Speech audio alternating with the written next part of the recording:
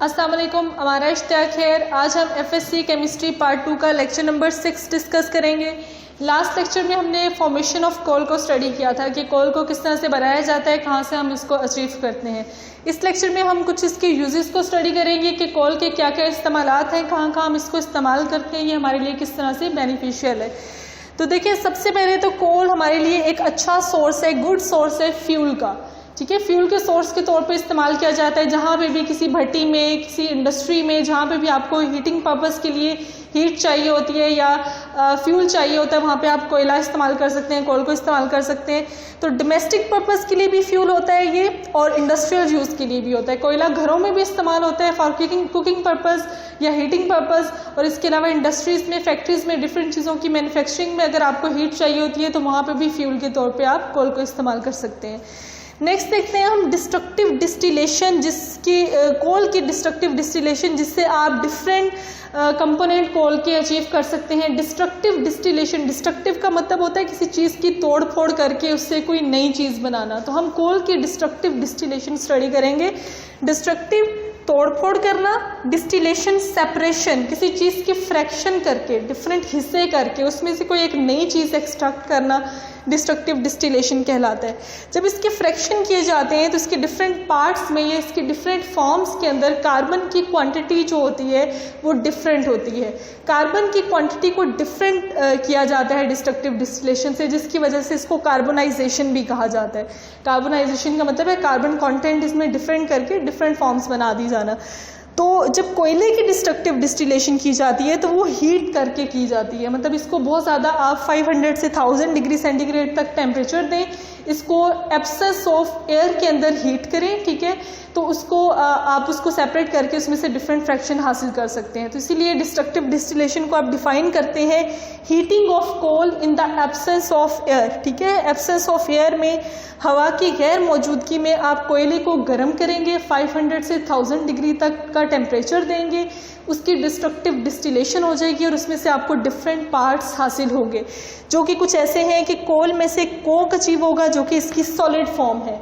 ठीक है, कोल तार अचीव होगा जो कि लिक्विड फॉर्म है, एंड कोल गैस जो कि गैसियस फॉर्म है। ये तीन फ्रैक्शन इसके अचीव होंगे। कोल तार को आप फर्दर सेपरेशन करके उसमें से मज़ीद पार्ट बना के आप और बहुत तरह के ऑर्गेनिक कंपाउंड इसमें से हासिल कर सकते हैं। ठीक है, तो नेक्स्ट इज कोल। इसके अलावा पावर जनरेटिंग स्टेशन में भी इस्तेमाल होता है। जैसा कि यूजेस ऑफ कोल पढ़े हैं तो कोल के इस्तेमालात पावर जनरेटिंग स्टेशन में भी है। पावर जनरेशन का मतलब होता है इलेक्ट्रिसिटी प्रोड्यूस करना।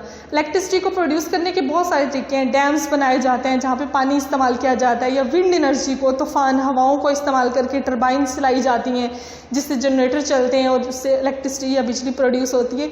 एक तरीका बिजली बनाने का या इलेक्ट्रिसिटी को प्रोड्यूस करने का ये भी है कि कोयले के ज़रिए से हीट ली जाए, उस हीट को इस्तेमाल करके फर्दर आप इलेक्ट्रिसिटी को प्रोड्यूस करें। ठीक है, तो पावर जनरेशन का मतलब होता है इलेक्ट्रिसिटी को जनरेट करना, बनाना, और ये किस तरह से बनाई जाएगी?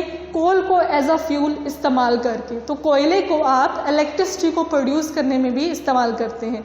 तो यूजेस ऑफ कोल में आपने क्या पढ़ा है कि इंडस्ट्रीज़ में और डोमेस्टिक पर्पस में कोल बहुत ज़्यादा इस्तेमाल होता है। और इसके बाद आपने देखा डिस्ट्रक्टिव डिस्टिलेशन ऑफ कोल, कि कोयले की डिस्ट्रक्टिव डिस्टिलेशन करके आप तीन तरह के मज़ीद कंपाउंड्स अचीव कर सकते हैं, कोल गैस, कोल तार एंड कोक, जो कि जिनके इस्तेमाल डिफरेंट तरीके से किए जाते हैं। और इसके अलावा कोल जो है वो पावर जनरेटिंग स्टेशंस में भी इस्तेमाल होता है। तो ये तमाम इसके यूजेस थे। नेक्स्ट हम स्टडी कर लेते हैं जी कोल इन पाकिस्तान। कोल इन पाकिस्तान का मतलब है कि पाकिस्तान में कोयला किस हद तक प्रोड्यूस किया जाता है, उसको कहाँ कहाँ हम इस्तेमाल कर रहे हैं पाकिस्तान में, और इसके अलावा कोयले के इस्तेमाल को और कोयले के उसको अचीव करने को कि ज़्यादा से ज़्यादा उसके सोर्सेज जो हैं वो हम अचीव कर सकें, उसके लिए क्या क्या काम किया जा रहा है। तो पाकिस्तान में तकरीबन 184 बिलियन टन्स कोल रिजर्व्स मौजूद हैं। और ये कैसे हमें पता चला है कि 184 बिलियन टन्स रिजर्व्स हैं? जियोलॉजिकल सर्वे ने ये हमें इंफॉर्मेशन दी है। जियोलॉजिकल सर्वे का मतलब होता है ज़मीनी जायज़ा लिया जाता है, डिफरेंट जगहों पे जाके देखा जाता है कि पाकिस्तान की ज़मीन में किस हद तक कहाँ कहाँ आपको कोयला मुयस्सर है। नेक्स्ट पॉइंट इज 80% कोयला जितना भी पाकिस्तान में हम लेते हैं, प्रोड्यूस करवाते हैं, 80% उसमें से कोल जो है वो इस्तेमाल होता है लाइम किल्स में, भट्टियों में, जहाँ पे ईंटें बनाई जाती हैं, ठीक है। किस काम के लिए? To bake BRICS. ब्रिक्स ईंटों को कहते हैं, बेक उनको, आपको जैसे कि पता है कि ईंटें कैसे बनाई जाती है, मट्टी की बनाई जाती है, उसके बाद उसको हीटअप करके, जिसको उनको बेकिंग का प्रोसेस कहा जाता है, उनको हीटअप करके उनको स्ट्रेंथ दी जाती है, ठीक है। तो ईंटों को पकाने के लिए भट्टियों में 80% कोयला इस्तेमाल होता है, 80% टोटल कोल रिजर्व्स का, जितने हम एक साल में अचीव करते हैं कोयला। नेक्स्ट देखते हैं जी coal based power plants. Coal based power plants जो है ये बनाने के लिए गवर्नमेंट ऑफ पाकिस्तान अभी काम कर रही है कि हम ज़्यादा से ज़्यादा ऐसे पावर प्लांट्स बनाएं जहाँ पे हम कोयला को इस्तेमाल करें, क्योंकि कोयला बहुत सस्ता है पाकिस्तान में, इसकी अवेलेबिलिटी भी बहुत ज़्यादा है। तो हम कोयले ही के ऊपर बेस करके पावर जनरेटिंग स्टेशंस बनाएं और कोयला जो कि एक सस्ता फ्यूल का सोर्स है उसको इस्तेमाल करते हुए ज़्यादा से ज़्यादा इलेक्ट्रिसिटी प्रोड्यूस करें। नेक्स्ट जो इसकी डेवलपमेंट के लिए काम हो रहा है पाकिस्तान में, वो चारों सूबे जो है हमारे मिलके कोयले की डेवलपमेंट और कोयले को ज़्यादा से ज़्यादा लेने और इसके ज़्यादा से ज़्यादा इस्तेमालात के ऊपर काम कर रहे हैं, जिसमें सिंध कोल अथॉरिटी है, directories of mineral development of Punjab है, KPK जिसका पुराना नाम है नॉर्थ वेस्ट फ्रंटियर प्रोविंस, मतलब NWFP जो लिखा हुआ है आपकी बुक में, ये KPK जिसको आजकल हम जिस सूबे को KPK कहते हैं उसके जो भी उनकी डायरेक्टरीज हैं वो तमाम मिलके काम कर रही हैं कोल को डेवलप करने के लिए। नेक्स्ट देखते हैं हम जी, नेक्स्ट हमारा ऑर्गेनिक कंपाउंड है नेचुरल गैस। नेचुरल गैस आपको वैसे तो पता है आपके घरों में ये इस्तेमाल होते हैं, ये ऑर्गेनिक कंपाउंड्स हैं जो कि गैसियस फॉर्म में होते हैं और ये भी एज अ फ्यूल ज़्यादातर इस्तेमाल होते हैं। तो नेचुरल गैस होती क्या है? It is a mixture of low boiling hydrocarbon. Low boiling hydrocarbon का मतलब है कि ज़रा छोटे हाइड्रोकार्बन जिनका बॉइलिंग पॉइंट बहुत लो होता है और वो गैसियस फॉर्म में ही एग्जिस्ट करते हैं, उनके दरमियान फोर्सेस ऑफ अट्रैक्शन इतनी ज़्यादा नहीं होती हैं, उनके बॉइलिंग पॉइंट्स इतने हाई नहीं है, स्टेबिलिटी बहुत कम होती है, गैसियस फॉर्म में एग्जिस्ट करते हैं। ये मिक्सचर है लो बॉइलिंग हाइड्रोकार्बन का, जिसमें से मेजर पोर्शन, मतलब ढेर सारे हाइड्रोकार्बन का मिक्सचर है, उसमें मेजर पोर्शन तकरीबन 90% पोर्शन मीथेन का है, इसलिए नेचुरल गैस को मीथेन गैस भी कहा जाता है। तो मीथेन का मेजर पोर्शन नेचुरल गैस के अंदर मौजूद होता है। और ये भी कैसे प्रोड्यूस होती है नेचुरल गैस, आप लेते कहाँ से हैं? अंडरग्राउंड प्लांट्स एंड एनिमल्स या जो भी ऑर्गेनिक मैटर होता है उसकी डिकेइंग से, डिकम्पोजिशन से ये आपको नेचुरल गैस जो है मिलती है और आप ज़ेरे ज़मीन से ही इसको एक्सट्रैक्ट करते हैं। नेक्स्ट इसके यूजेस हैं जी, नेचुरल गैस इस्तेमाल कहाँ कहाँ होती है? सबसे पहले तो नेचुरल गैस भी पावर जनरेशन के लिए इस्तेमाल होती है, मतलब इलेक्ट्रिसिटी को प्रोड्यूस करने के लिए एज अ फ्यूल इस्तेमाल होगी। इसको इस्तेमाल करेंगे फ्यूल के तौर पे, पानी को हीटअप किया जाएगा, पानी से भाप बनेगी, भाप से टरबाइन चलेगी, टरबाइन से जनरेटर जो है वो इलेक्ट्रिसिटी को प्रोड्यूस करेगा। तो इस तरह से ये पावर जनरेशन में, बिजली को बनाने में नेचुरल गैस भी इस्तेमाल की जाती है। Next is cement and fertiliser industry.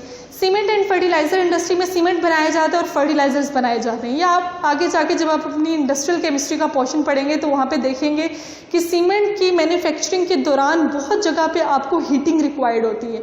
आपने अपने उस मिक्सचर को जिससे आप सीमेंट बनाने जा रहे होते हैं उसको आपने हीटअप करना होता है, उसके लिए आपको फ्यूल चाहिए होता है, तो एज अ फ्यूल आप मोस्टली नेचुरल गैस इस्तेमाल करते हैं। नेक्स्ट फर्टिलाइजर इंडस्ट्री में यूरिया की मैन्युफैक्चरिंग आ जाती है। यूरिया एक फर्टिलाइजर है, खादों को कहते हैं फर्टिलाइजर्स, ठीक है। इनको बनाने के दौरान बहुत सी जगहों पे आपको हीट रिक्वायर्ड होती है और उस हीट को आप उसको as a fuel natural gas इस्तेमाल करके उस हीट की ज़रूरत को कंपनसेट करते हैं। Next is for domestic purposes. जैसा कि आपको पता है कि सबसे मेन सोर्स जो पाकिस्तान में है वो डोमेस्टिक पर्पस के लिए ये सोई गैस या नेचुरल गैस इस्तेमाल की जाती है, फॉर कुकिंग पर्पस, या फिर इसके गीज़र्स इस्तेमाल किए जाते हैं घरों में। तो घरेलू इस्तेमालात के लिए, हीटिंग पर्पसेस के लिए आप क्या इस्तेमाल करते हैं? Natural gas. That's all about today's lecture.